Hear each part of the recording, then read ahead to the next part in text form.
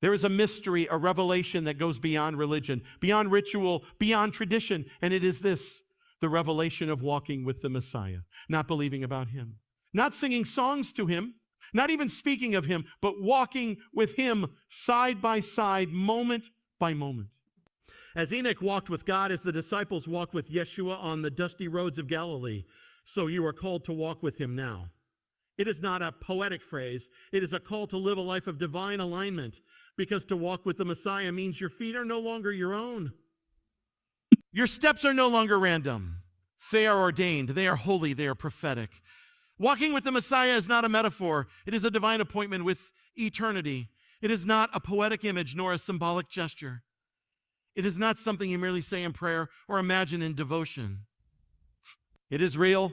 It is the very essence of your calling, the purpose behind your breath, the reason you were born.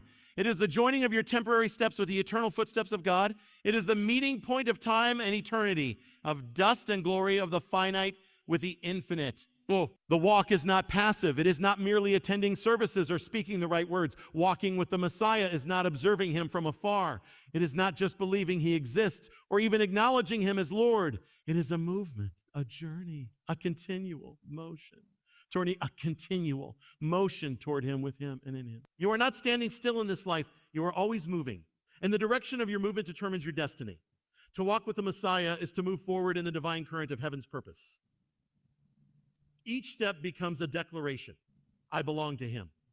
I follow him. I follow him. I live not for this world, but for the kingdom. It is not an abstract spiritual concept. It is covenant. In the ancient world, walking together was a sign of intimacy, of agreement, of relationship. When two walked together, they were saying, we are as one. The prophet Amos said, can two walk together unless they are agreed? To walk with the Messiah is to live in agreement with him, not just with his words, but with his heart, his ways, his will. It is not simply to admire him from a distance, but to join him in his journey, to share in his mission, to follow his steps, even when they lead through the wilderness, even when they go uphill, even when they take you to the cross. When you walk with the Messiah, you walk in step with the very heartbeat of God. It is not a temporary experience. It is a daily reality. It transforms how you see the world, how you respond to life, how you treat others, and how you see yourself. He does not walk ahead to leave you behind. He does not walk behind to observe. He walks with you, alongside you, because he desires communion, not performance. He is not calling you to run for him or strive to impress him. He is calling you to walk with him. This walk is not always easy. There will be valleys and thorns. There will be moments when the path seems invisible, when darkness surrounds, when every step feels like a battle. But remember, the Messiah walked through the valley of rejection, of suffering, of death, and yet he rose. So when you walk with him, you are walking the same path of resurrection life. You are not alone in the fire. You are not abandoned in the storm. He is with you. His steps mark the road ahead. He walks before you, beside you, and within you. Every day you wake up, you are stepping into a divine appointment. Life is not random. The situations you face, the people you encounter, the choices you make, they are all part of this journey. And the question is not whether God is moving. The question is, are you walking with him? Are you aware that your life is not your own? That every breath is borrowed from eternity? That your steps are sacred? To walk with the Messiah is to be called out of the world system. You cannot walk with him and walk in the direction of Babylon. You cannot walk in step with the world and still claim to follow the Holy One. The walk requires a turning, a realignment, a surrender. When he said, follow me, he meant it. He didn't say observe me. He didn't say visit me once a week. He said follow. That means to leave your nets behind, to let go of the past, to abandon the need for control, and to move with him into the unknown. But what you gain in the walk is far greater than anything you leave behind. You gain his presence, his voice, his spirit guiding you. You gain peace that surpasses understanding, joy that is not of this world, and a purpose that cannot be shaken. You begin to live not just for today, but for eternity. Because every step you take with the Messiah is a step into forever. Time is temporary, but he is not. And so when you walk with him, your life becomes a thread woven into the fabric of eternity. The road you travel becomes holy ground. The ordinary becomes sacred. Your walk becomes a testimony. In this life, many paths will present themselves. Many voices will call you in different directions, but only one path leads to life. Only one walk is the true walk, and that is the walk with the Messiah. Not a metaphor, not a myth, but the most real journey you can ever know. It is not reserved for the holy or the perfect. It is for the broken, the weary, the willing. All he asks is that you rise and take the next step, and then the next, and then the next, until step by step, glory by glory, you realize that you are no longer just walking. You are being transformed. You are being led by the hand of eternity. And your journey, your life, your very being becomes a living revelation of what it means to walk with the Messiah. Every step with him is a step away from the world and a step into the mystery of the kingdom. This is not just poetic language. It is a profound spiritual reality. When you choose to walk with the Messiah, you are not simply adding religion to your life. You are entering a new dimension, a new path, a new reality. Each step forward with him means leaving something behind. Every movement toward him requires a turning from the ways of the world. You cannot move in both directions at once. To walk with him is to journey out of Egypt, out of Babylon, out of the system that exalts man and denies God, and into a realm that cannot be seen with human eyes, but is more real than anything you can touch. The world offers comfort, applause, validation, and compromise. It offers the temporary in place of the eternal. It says, fit in, stay safe, protect your image, satisfy yourself. But every time you take a step with him, you are stepping out of that lie. You are rejecting the world's script and embracing a higher calling. You are saying, I choose truth over popularity, holiness over pleasure, obedience over convenience. It's not just a decision, it's a direction. Every act of obedience, every surrender, every quiet choice to honor him in secret is a step away from the world's pull and deeper into the mystery of the kingdom. The kingdom is not of this world. It is not visible to the eyes of flesh. It is hidden in plain sight, revealed only to those who walk by faith. The more you walk with him, the more your eyes are opened. You begin to see things you never saw before. In surrender. You see strength and weakness. You see gain and loss. The values of this world begin to fade, and the values of the kingdom begin to burn in your soul like fire. You begin to long for righteousness, not recognition. You begin to hunger for his presence more than for possessions, You realize that the things the world tells success are hollow, and the treasures of heaven are found in humility and love and truth.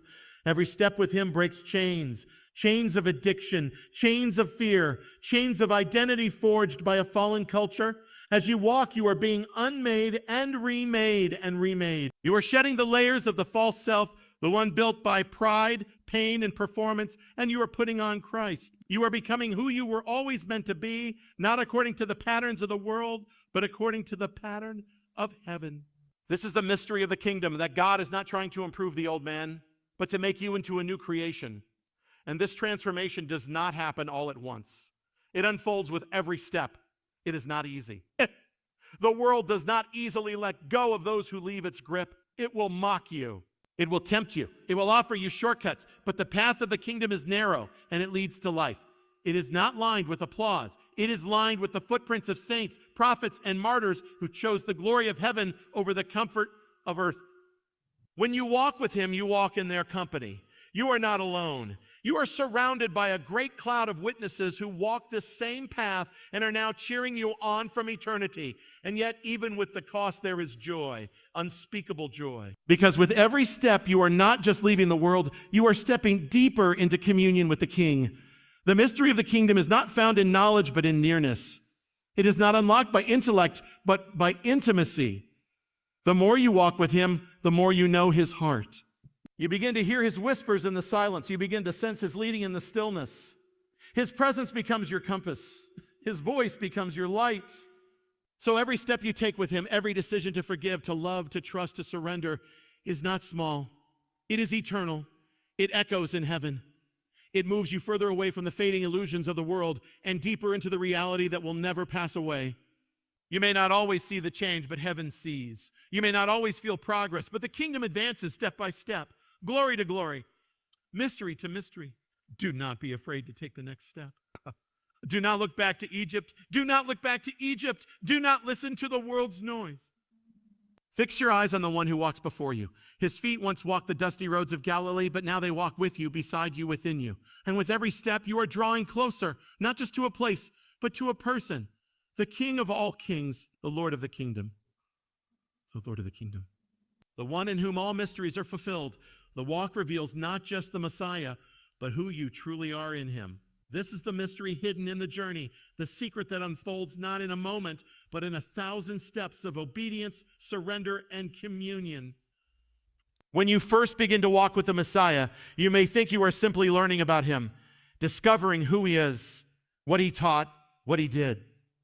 And yes, you do begin to see the depths of his love, the beauty of his holiness, the majesty of his power. You learn his voice, you feel his presence, you behold the wonder of who he is. But something else happens, something deeper, quieter, and more personal.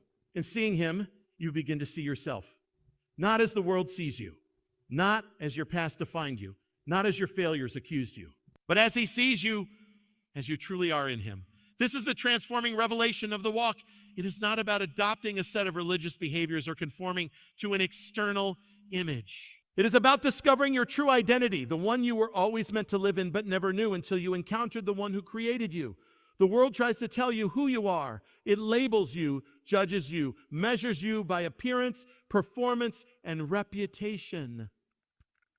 It defines you by what you do, what you have, or how you fail. And if you live by those definitions, you will always be lost, always chasing shadows, never arriving at peace. But when you begin to walk with the Messiah, he starts peeling away those false identities. Step by step, he begins to speak to the you that was hidden beneath the masks, beneath the wounds, beneath the striving. He does not reveal your identity by showing you what the world wants you to be. He reveals it by showing you who you are in him, through his eyes, through his truth, through his spirit. And often the revelation is not what you expect. He shows you strength you didn't know you had, not because it came from you, but because his strength is made perfect in your weakness. He reveals a calling you never imagined, a destiny shaped not by your past, but by his purpose. He uncovers the beauty of holiness, the authority of sonship, the gentleness of a servant's heart. You are defined by his love. This is not a revelation that comes through mere study or even through church attendance. It comes through walking with him. Because it is in the walk that the refining happens. It is in the walk that you are stretched, tested, humbled, and raised up. It is in the walk that your trust is built, your faith is deepened, and your character is forged. You cannot discover who you are in him while remaining in comfort, clinging to control, or refusing to move. The walk demands movement, and with every step, something in you is being revealed, shaped, and restored. Sometimes what is revealed in the walk is painful. You see the pride, the fear, the brokenness, the hidden idols. But even then, he does not condemn you. He reveals to heal, exposes to redeem, because you can only be truly known when you stop hiding. And in the light of his presence, all hiding must cease. But even in the revealing, there is love. You begin to understand that he sees everything, every thought, every wound, every moment you regret. And still, he calls you his own. He calls you his own. Still, he walks with you. Still, he names you beloved. And as you continue to walk, you begin to agree with him. You stop defining yourself by failure. You stop living under shame. You start to believe what he says about you, that you are chosen, forgiven, called, and equipped. That you are more than a conqueror, not because of what you've done, but because of what he's done. That you are not a slave, but a son, not an orphan, but an heir. You begin to walk differently, not in arrogance, but in confidence, not in fear, but in faith, not in striving, but in rest. Because you know who walks beside you and you know who you are in him. The revelation of your identity doesn't come all at once. It is progressive. Each new trial brings new understanding. Each season uncovers a new layer. But over time, you begin to see the image of the Messiah being formed in you. His compassion becomes your compassion. His strength becomes your endurance. His humility becomes your posture. And in all of it, you are not losing yourself. You are becoming your truest self, the self he dreamed of when he formed you in the secret place. The self that lives not by the old nature, but by the Spirit. The self that exists for his glory and carries his presence. So if you want to know who you really are, don't look to the mirror, don't look to the world, and don't look to the world, and don't look to your past. Look to him, walk with him, stay close. Because the more you see him, the more you will see yourself, your true self, in his reflection. And you will discover that your identity was never about what you've done or what you lack, but about who he is in you and who you are becoming in him. Him who you are. That is the revelation of the walk. Not only that he is the Messiah, but that in him you are a new creation, holy, loved, and called for such a time as this. To walk with the Messiah is to walk against the flow of the world. It is not the easy path, not the popular path, and certainly not the comfortable one. From the moment you choose to follow him, you are no longer walking in the same direction as the crowd. The stream of the world flows swiftly in one direction, toward self, toward compromise, toward darkness dressed as light. But the Messiah calls you to turn around, to walk upstream, to go against everything this present age exalts. It is a call to live counter to the culture, to resist the current, to journey not according to what is seen, but what is eternal. Walking with the Messiah means making decisions that don't make sense to the world. It means saying no when the world says yes, yes. It means standing when the world bows and bowing when the world demands you stand for what is false. The world calls for tolerance of all things but truth. It celebrates sin and silences righteousness. It elevates self as God and mocks the very name of the true and living God. So when you align your steps with the Messiah, you are declaring war not with people, but with the spirit of the age. You are walking in defiance of the lies that have enslaved generations. It takes courage to walk this path. It takes resolve. You will be misunderstood. You may be mocked, ridiculed, rejected, even persecuted, but this is nothing new. The prophets were hated by their own people. The apostles were beaten, imprisoned, and martyred. And the Messiah himself was crucified. Not because he went along with the flow, but because he stood against it. He overturned tables. He rebuked hypocrites. He loved the unlovable. He healed on the Sabbath and touched the untouchable. He lived a life that cut against the grain of both religious pride and worldly corruption. So if you are truly walking with him, expect friction. Expect resistance. You are walking upstream. The further you go, the stronger the current will feel. But take heart. Resistance is a sign that you are on the right path. The easy road is the broad road. It is the way of the crowd, the path of least resistance, but it leads to destruction. The narrow road, the one few find, that is the road of life, and that is the road on which the Messiah walks. This walk is not one of isolation, though the world will try to make you feel alone. It is not a walk of pride or superiority. It is a walk of humility, love, and boldness. It is fueled by grace, sustained by the Spirit, and guided by truth. You are not walking to earn salvation. You are walking because you've been saved. You are not walking to gain favor. You are walking in response to the favor already poured out through the cross. This is not a performance. It is a relationship. The Messiah is not calling you to perfection, but to faithfulness. To keep walking, to keep standing, to keep believing even when everything in the world screams the opposite. To walk against the flow means living by a different set of values. It means honoring when others curse. It means forgiving when others hold grudges. It means giving when others take, serving when others demand, praying when others complain. It means guarding your heart from bitterness, guarding your eyes from impurity, guarding your tongue from slander. It means saying no to what feels good in the moment in order to say yes to what is good for eternity. The world will try to wear you down. It will say everyone else is doing it. Why fight the tide? But the Messiah walked a path few were willing to follow. He didn't adjust the truth to fit the times. He didn't soften his message to gain followers. He spoke what was eternal even when it cost him everything. And now he calls you to do the same. Not in your strength, but in his. Not by might, not by power, but by his Spirit. As you walk with him, you will begin to see things differently. You'll no longer be impressed by what impresses the world. You'll stop chasing what everyone else is chasing. Your eyes will be set higher. Your heart will beat for a different kingdom. And though the path may be hard, it will be filled with peace that the world cannot offer. Joy that doesn't depend on circumstances. Hope that doesn't fade with time. To walk with the Messiah is to know that your life is not your own. You are a pilgrim, a sojourner, a citizen of another realm. You walk not for applause, but for obedience. Not for comfort, but for truth. Not for the fleeting pleasures of today, but for the crown that does not perish. And though the journey may be uphill, you are never walking alone. The same one who walked the road to Calvary walks beside you now. And he will give you the strength to keep walking step by step until the day you see him face to face. So walk boldly, walk humbly, walk in love and in truth. Let the world flow in its direction. But you, child of the King, walk with the one who is the way, the truth, and the life. Because to walk with the Messiah is to walk against the world, but it is also to walk in step with eternity. The journey is not about the destination, but about being transformed in his presence. This truth turns the entire understanding of life upside down. We live in a world obsessed with arrival, with goals, with milestones and achievements. People define success by what they reach, what they accumulate, what they conquer. But the path of the Messiah is different. It is not about racing toward a goalpost in the distance. It is not about checking off religious accomplishments or reaching some spiritual summit. It is about what happens in the walking and the abiding in the daily moments of being with him. It is about who you become along the way as you walk step by step with the one who is the journey himself. To walk with the Messiah is to dwell in the presence of the Holy One, and in that presence, something begins to shift. You begin to change, not because of effort or striving, but because his presence transforms. You cannot walk with him and stay the same. You cannot remain in his nearness and keep your old ways, your old patterns, your old identity. The journey is not about getting somewhere. It's about becoming someone.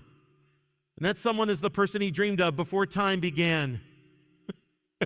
The person shaped by his love, refined by his truth, molded in his image. Transformation doesn't come in a flash of light or a dramatic moment, though those may happen. True transformation comes slowly, quietly, like water shaping stone. It comes through daily surrender, through continual communion, through the gentle breaking and rebuilding of the soul. It happens when you walk through the valleys with him, when you trust him in the storm, when you lay down your will again and again and again and again. His presence is not just a comfort, it is a fire. It purifies, it illuminates, it burns away the dross and reveals the gold hidden beneath. This is the journey, not climbing a ladder to heaven, but walking beside the one who came down from heaven to walk with you. And the more you walk, the more you become like him, not by imitation, but by impartation. His spirit dwells within you, reshaping your heart, your mind, your desires. You begin to see through his eyes, to feel with his heart, to think with his mind. You begin to forgive when you used to hold grudges. You begin to speak life where you once spread bitterness. You begin to hunger for righteousness instead of recognition. There is something sacred about this process. Because in it, you are not just learning about God, you are encountering him. And every encounter leaves a mark. Just as Moses came down from the mountain with his face glowing after being in God's presence, you too begin to carry the evidence of your walk with him. Not a visible glow, perhaps, but a peace the world cannot understand, a joy that flows in sorrow, a strength that stands in weakness. These are not the marks of religious discipline. They are the marks of transformation, the fruit of being with him. If the journey were only about the destination, you would miss the purpose of the path. You would rush past the lessons, the whispers, the sacred moments along the way. But when you realize that his presence is the reward, everything changes. You no longer strive to get somewhere. You learn to be where he is. You stop measuring your progress by outward signs and start looking for the signs of inner renewal. You no longer ask, how far have I come? But instead ask, am I becoming more like him? That is the true test of the journey. Not the position you reach, but the posture you carry. Are you more humble, more forgiving, more surrendered? Is there less of you and more of him? Because every step with him is a step of transformation, not just of circumstances, but of character. He is more concerned with making you holy than making you comfortable. He is more committed to shaping your soul than arranging your scenery. His goal is not to lead you to a place. It is to lead you to himself. And so the journey becomes sacred. The delays, the detours, the deserts, they all serve a purpose. He uses every moment, every test, every tear to conform you to his image. You begin to realize that what you once saw as obstacles were actually opportunities. What you once resented becomes the very tool he used to refine you. And the transformation that happens in the quiet, unseen places becomes the greatest treasure of all. When the world tells you to measure success by how fast you get there, the Messiah invites you to walk slowly, intentionally, and in step with him. When the world tells you that life is about what you build or earn, he reminds you that it's about who you are becoming. When the world pushes you to arrive, he calls you to abide. So do not despise the journey. Do not rush through the process. Do not fix your eyes only on the distant horizon.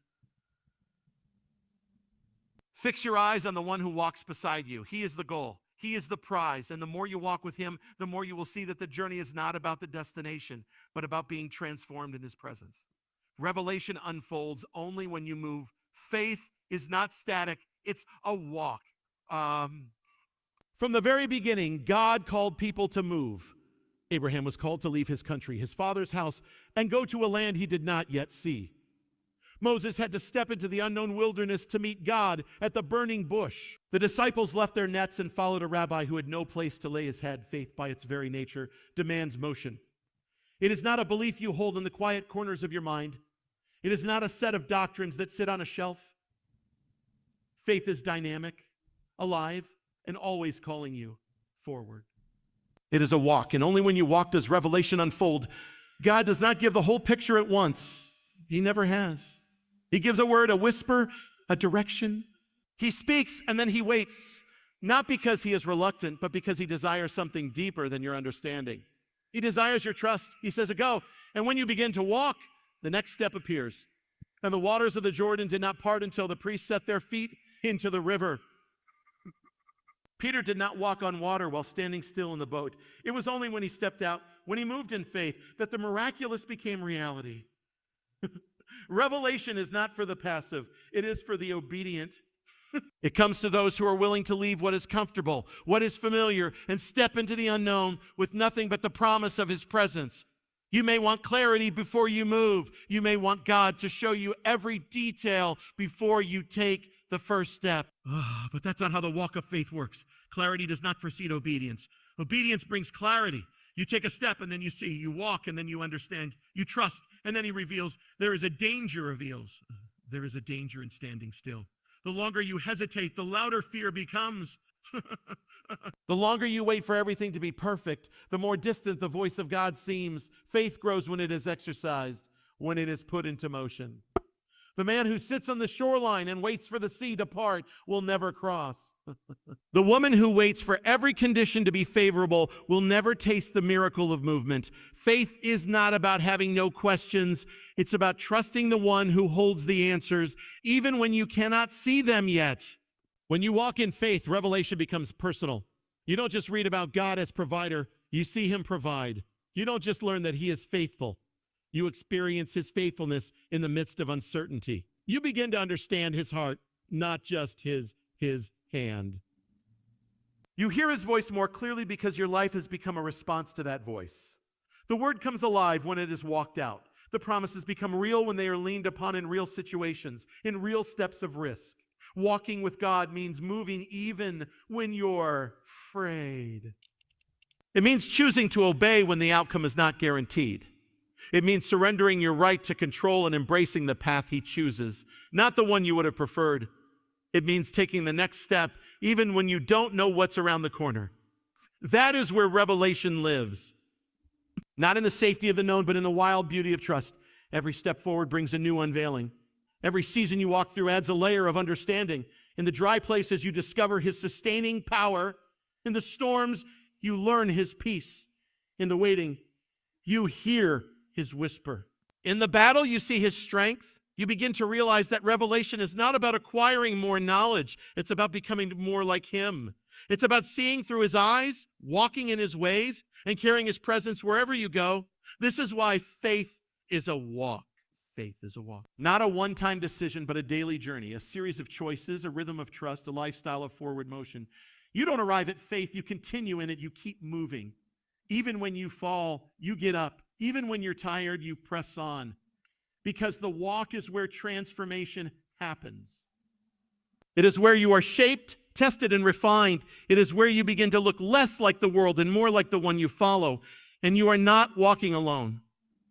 The Messiah does not send you ahead, he walks with you. He goes before you. He is beside you in the uncertainty, behind you with grace, and ahead of you with purpose. His Spirit empowers your steps. His word lights your path, and his love anchors your soul. The journey is not about reaching a destination as much as it is about becoming who you were always meant to be in him. So if you are waiting for a sign, for a confirmation, for every detail to line up before you move, know this. The revelation will not come until you start walking. The breakthrough is not in the staying still. It is in the moving forward. Trust him. Obey. Step out. Because revelation unfolds only when you move. Faith is not static, it's a walk. And in that walk, you will see wonders you could never have imagined simply because you chose to move when all logic said stay. Faith walks, and with every step, heaven draws closer.